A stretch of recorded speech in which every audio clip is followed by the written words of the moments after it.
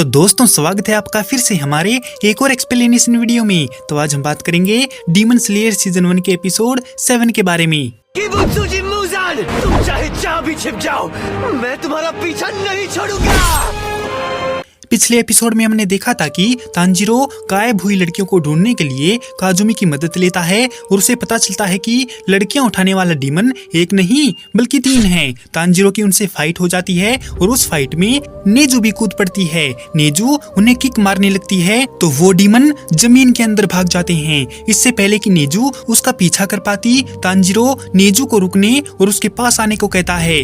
वापस आते टाइम नेजू को वो 2 सींग वाला क्लोन पकड़ने की कोशिश करता है, लेकिन नेजू सही टाइम पर जंप करके बच जाती है। तांजीरो को मास्टर की बात याद आती है जब उन्होंने कहा था कि नेजू एक डीमन है और वो अपने साथ साथ दूसरों की भी रक्षा कर सकती है। तो तांजीरो उन दोनों को सेफ रखने की जिम्मेदारी नेजू को देकर खुद डीमन को मारने के लिए पोर्टल के अंदर चला जाता है। वहाँ पर तांजीरो उन सभी मरी हुई लड़कियों का सामान देखता है जिनको डीमन ने मारकर खा लिया था। तांजीरो को उन पर बहुत गुस्सा आ रहा था। वो दोनों क्लोन भी उसे देख लेते हैं और एक सिंग वाला क्लोन उसका मजाक उड़ाता है कि इतनी गहराई में वो सांस कैसे लेगा।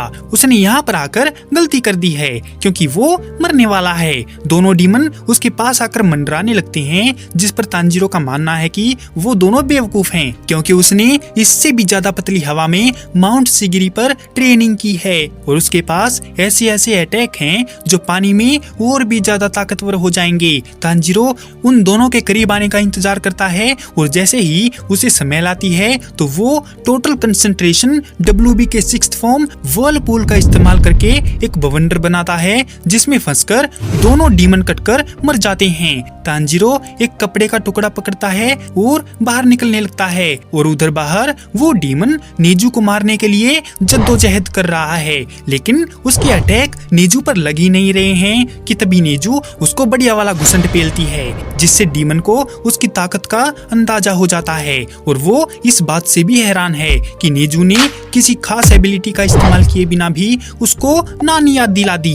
डर के मारे डीमन वहां से भागने के लिए पोर्टल का इस्तेमाल करता है, लेकिन इससे पहले ही नेजू उसको बढ़िया वाली लात मारकर दूर फेंकती है और उसे भागने से रोकती है। जैसे जैसे वे लड़ते रहते हैं, क्लोन उसके अटैक्स को समझने लगता है और अपने पंजों से उसके माथे को काटते हुए नेजू को इंजर्ड करने में कामयाब हो जाता है। हमले से घबराई हुई नेजू संभलने की कोशिश करती है और एक जगह खड़ी हो जाती है। इस बात का फायदा उठाते हुए डीमन उसके चेहरे पर एक और वार करने ही वाला था कि इससे पहले ही तांजीरो आकर उसका हाथ कंधे से काट डालता है और धमकी देता है कि वो उसकी बहन से दूर रहे और तभी उसका दूसरा हाथ भी उड़ा देता है। तलवार की नोक पर पकड़े जाने पर क्लोन को पता चलता है कि तांजीरो ने पहले ही उन दोनों को मार डाला है। तांजीरो ने डीमन को धमकाया और गुस्से से पूछा कि उसने बेकसूर लड़कियों को क्यों मार डाला, जिस पर डीमन सफाई देता है कि अगर वो लड़कियां और ज्यादा जिंदा रहती तो वो बदसूरत और बासी हो जाती,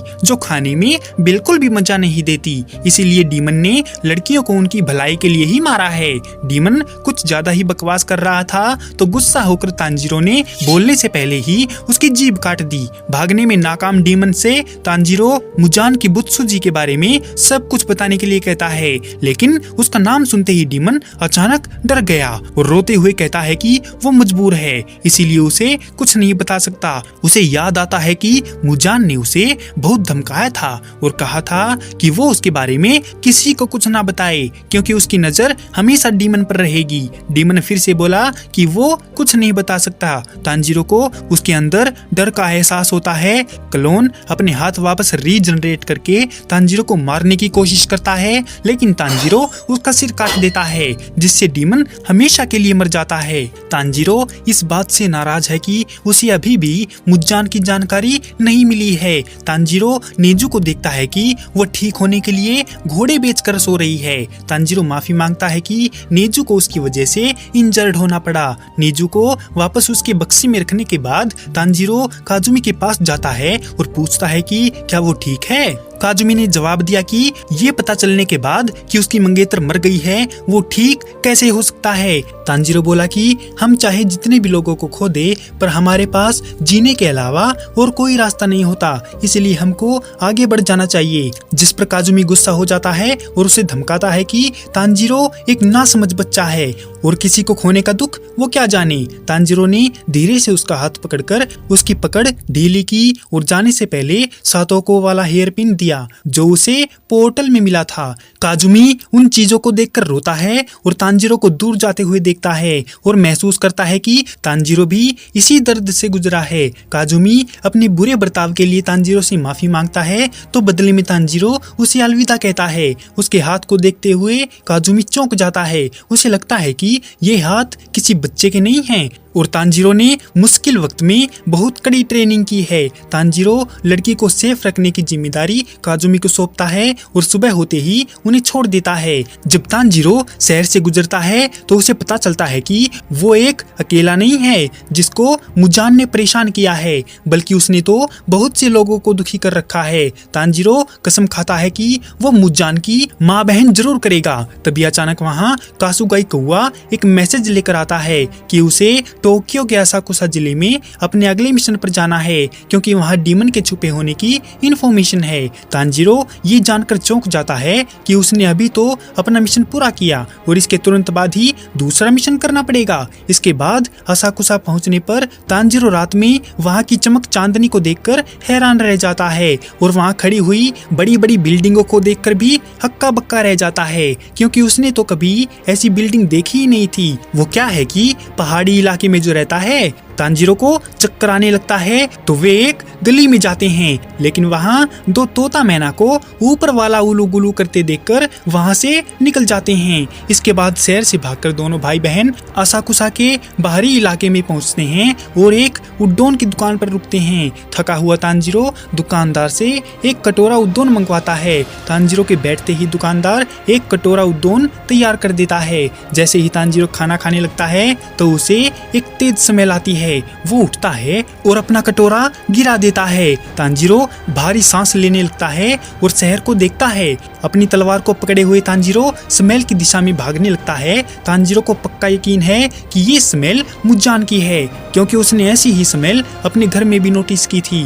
तांजीरो देखता है कि उसके ठीक सामने एक आदमी है जिससे स्मेल आ रही है। तांजीरो उसका कंधा पकड़ता है और वो आदमी पलट जाता है।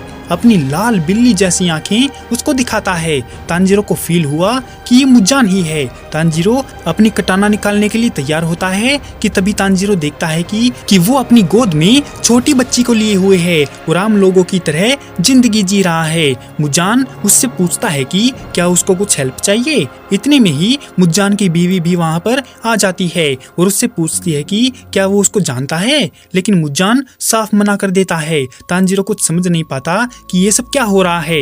एक इंसान खाने वाली डीमन ने इन दोनों को कैसे फंसा रखा है और इस तरह बिहेव कर रहा है जैसे ये इनका फैमिली मेंबर है। मुजान चुपचाप अपना पंजा निकालकर एक राह चलते आदमी की गर्दन पर इतनी तेजी से वार करता है कि तांजीरो के अलावा किसी को पता ही नहीं चलता। आदमी को कटने से दर्द महसूस होता है, लेकिन अचानक वो डीमन में बदलने लगता है जिससे उसकी बीवी परेशान हो जाती है। उसके दांत नुकीले हो जाते हैं और उसकी आंखें गहरे लाल रंग की हो जाती हैं जिससे उसकी पत्नी डर जाती है। तांजीरो उसे रोकने की कोशिश करता है, लेकिन डीमन बनने की वजह से वो अपनी पत्नी के कंधे पर काटता है जिससे आसपास की भीड़ डर जाती है और मुजान चुपचाप देखता रहता है। इसी के साथ ये एपिसोड यहीं पर खत्म हो जाता है। तो दोस्तों, कैसी लगी आपको डीमन स्लेयर सीजन 1 के एपिसोड 7 की ये एक्सप्लेनेशन वीडियो? अगर आपको ये वीडियो पसंद आई हो तो इस वीडियो को लाइक और हमारे चैनल को सब्सक्राइब जरूर करें। आपका हमारी वीडियो देखने के लिए बहुत बहुत धन्यवाद और शुक्रिया।